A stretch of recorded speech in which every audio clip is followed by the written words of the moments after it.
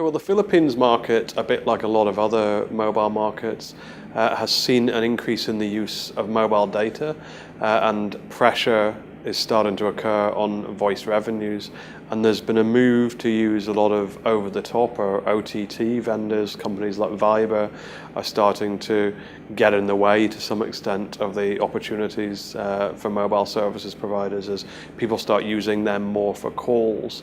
So this is actually starting to have a significant impact on voice, but this is common in a lot of the world, not just in the Philippines. What's specific to the Philippines is the mobile market has actually been dominated by one specific player that Cellular is now taking on pretty aggressively. So it's a very, very competitive mobile market. Additionally, in the Philippines, there have been network coverage issues. So even 2G coverage issues. So there have been significant issues with this in some heavily populated areas. So developing appropriate network coverage has become something very important for mobile service providers in the Philippines.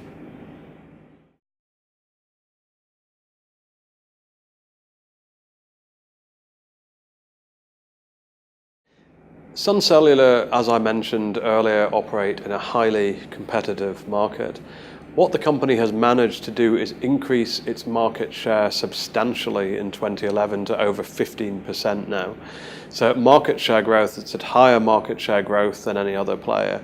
It's also grown its number of subscribers substantially. So its revenue growth has outperformed the average for the market significantly. So just in those metrics, the company has performed very well. It's also come out with some innovative new offerings that are enabling it to differentiate itself against the competition effectively. And it's also extended its network coverage significantly.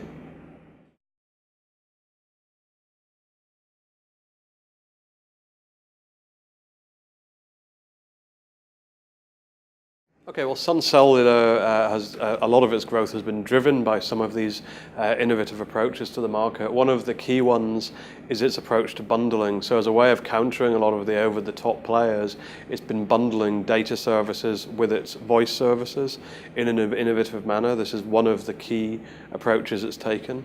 It's also aggressively targeted the SMB market. So this is an underpenetrated market in the Philippines, which it's been very aggressive in its approach towards. And I guess the third major area that it's been innovative in is around value-added services. So it's come up with a lot of value-added services. An example of which, a popularly cited one, is it's got a service which allows parents to be notified by SMS when their children enter schools and when their children leave schools. So a kind of tagging service it offers for children that's popular in the Philippines.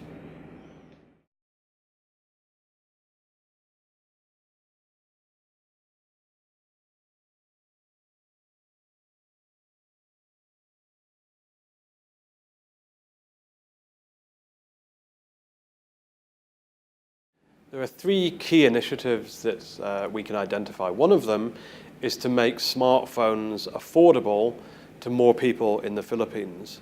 So Cellular is offering affordable Android devices to more people in the Philippines. And it's also aiming to ensure that people in the Philippines have data plans that enable them to access social media as much as possible. Number two, the second big one, is offering plans to Filipinos that can enable them to interact with friends and relatives that live overseas. So voice plans that give them a certain number of minutes per month, for example, in order to speak with overseas friends and relatives. And the third key one is bundling. There are a lot of innovative bundling techniques that the company is offering. One of the key ones is offering data plans that bundle both smartphones and tablet devices, as well as a variety of other bundling plans.